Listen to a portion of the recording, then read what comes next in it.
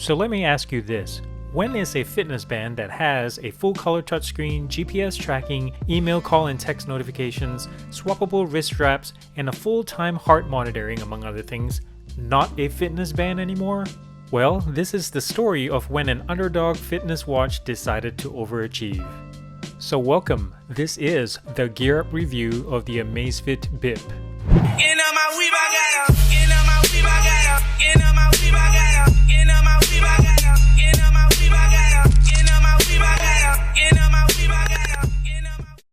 Here's the thing, I bought the BIP to use as my daily driver, but this is not my first dance with the Xiaomi/Amazfit brand.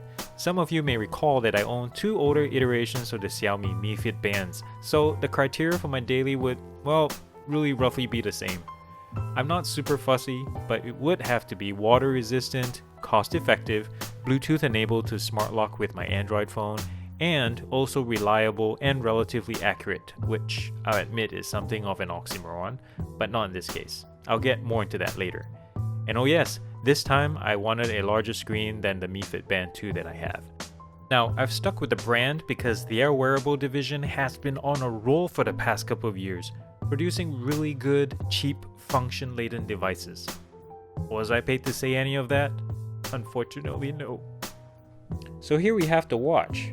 Look how small it is. It's nice and thin and svelte. Look at this. It's almost in the same size as an Apple Watch, but I think it trumps it in its weight and its simplicity. It's made mostly of polycarbonate in the back, and see, it already has some scratches here and there, but in the front it has Gorilla Glass, and I've scratched it on edges of counters and tables and keys, and it has not a single lick on it, which is pretty amazing. I'm amazed. This is like the first probably Xiaomi product on this end of the budget that I can safely say the screen did not scratch.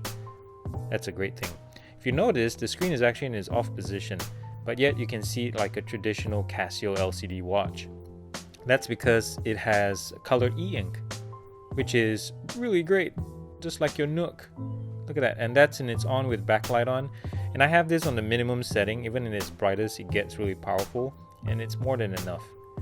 So the screen is on the small side, but it's perfectly sized for my wrist, you see. Just right.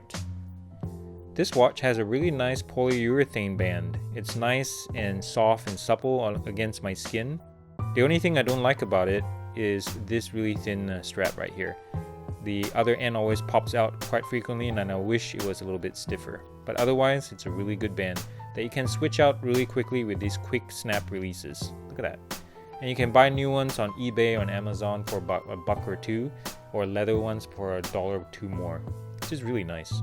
And since we're at the back, you can see the really small optical pulse sensor right there in the middle, and two charging connector points for your charging cradle.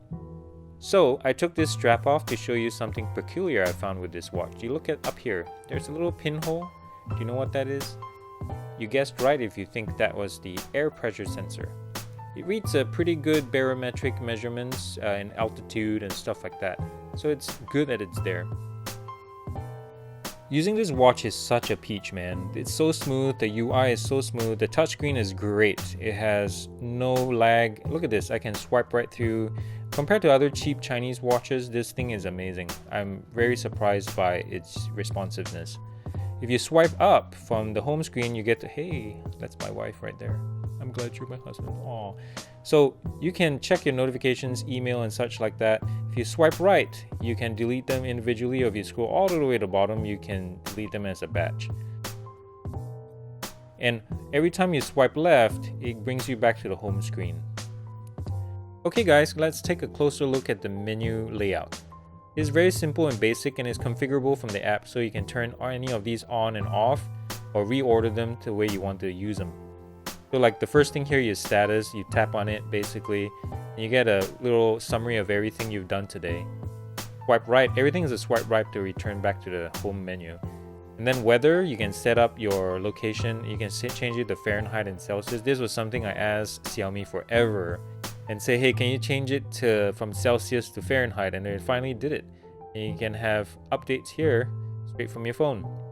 So this is the activity screen, and really is the bread and butter of all fitness bands. What you want to track fitness wise. And here you can do outdoor running, treadmill, cycling, and so on and so forth. And in the activity history, we will show you real quick what this route did back in December. And right here is a little map, rough map of your route and such like that. But in the app, it will show you it will overlay this over a Google map. So this is really great for tracking your history. Another cool feature I wanted to show you guys is within the compass menu. So if you click on it, you have the regular compass, but if you swipe, one more screen. Now this screen is actually once the GPS gets its signal, which usually takes about a minute or a minute and a half. It takes a while, but once it locks on, it's pretty strong. On the top, you have your coordinates, and then you have your altitude and then pressure. And then you see the pressure is already using the air pressure sensor to read the information. But once GPS locks on and you combine all those information, it gives you a pretty accurate. I did some calculations on places that I've been, like on the top of a mountain and such like that, where I knew what the altitude was, and it's pretty close. And finally, we have the settings. It's basic stuff. You can change your watch face, adjust the brightness, find your device, which is your phone. You'll beep it out really loud. Let's try that out. See that? That's my own phone right there. Pretty cool, right? And you can do a factory reset and such like that. The watch faces that are built into watch are pretty decent. Some will get pretty tacky, but they're not as bad as the one on the app. So you can apply watch face, boom, there you go. Unlike other smartwatches, I have to say that the crown on this watch doesn't do much. It only has two functions. The main one really is to see if I press this, it brings it back to the home screen. Now if I hold it down, it will start the activity tracking. And that's all it does. You can say skip that, got it, and then boom, ready to go. And then it starts tracking. And then if you hold it down again, you can either end it or continue. One thing this watch has that I was very surprised to find is that when you're tracking an activity, and when you stop, it automatically stops and pauses the tracking, which is really great, and then resumes again when you start moving. With the strong GPS lock, it is pretty accurate. Cool, right? Here's footage of me scrambling in a 1 mile long lava tube a few weeks ago, so pardon the quality. It was pitch black. Obviously GPS couldn't penetrate, so I relied on the BIP's sensors to do the tracking. And what I found was that distance, heart rate, and step accuracy were pretty spot on. To counter-check, I confirmed the actual distance of the route from known sources. I also manually checked my BPM at intervals, and roughly checked my step count every 100 steps or so. The latter is important to note because the watch captured the right number of steps regardless of arm swings.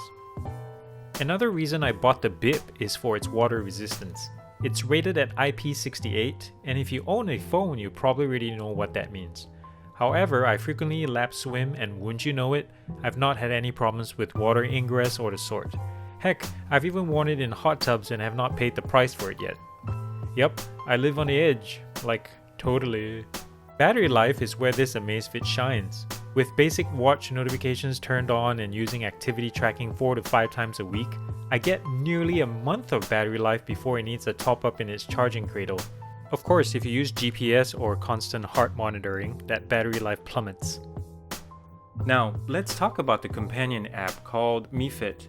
In its early days, it was bare bones and filled with subpar English translations, but one thing I can say the app developers are good at is frequent updates and improvements.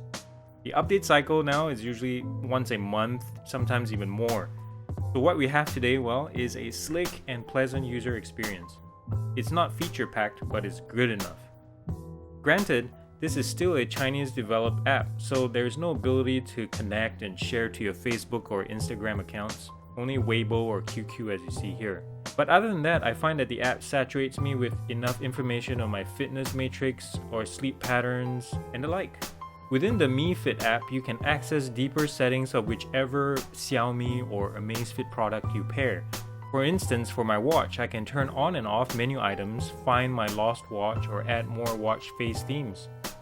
The latter is admittedly a sad affair. I mean, look at these things. Look at it. They look like they were designed by someone with a strong nostalgia for 80s, Game Boy graphics or something. If you rather skip the limitations of the stock app, then you can download this app called Notify and Fitness for Mi Band. The free version is good enough to use on its own, but the paid version opens up more capabilities between your watch and phone.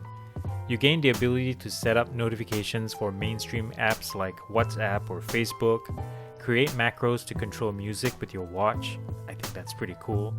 And for you number crunchers, pull in-depth info from your fitness tracking data that's not usually shown in the Xiaomi app. So the final Aaron score for this watch is a high 4.5 out of 5.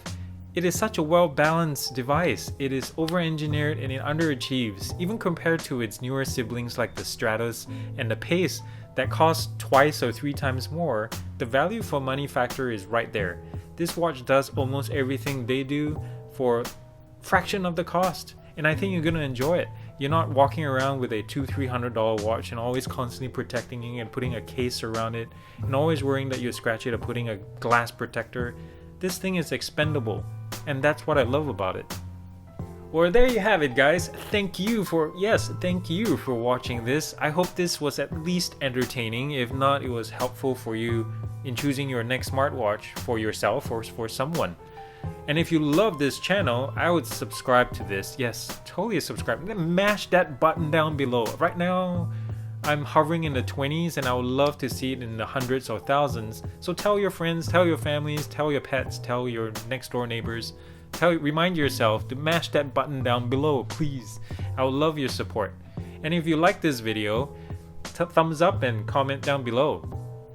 And thumbs down. Thumbs down, man. Thumbs down.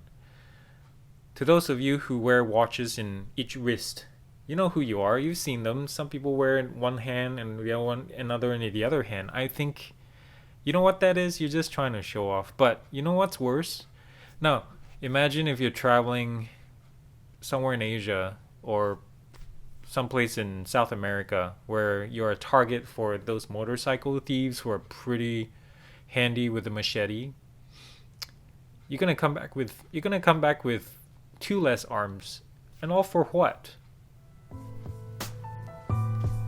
Yeah, that was bad. Yeah, that's just bad.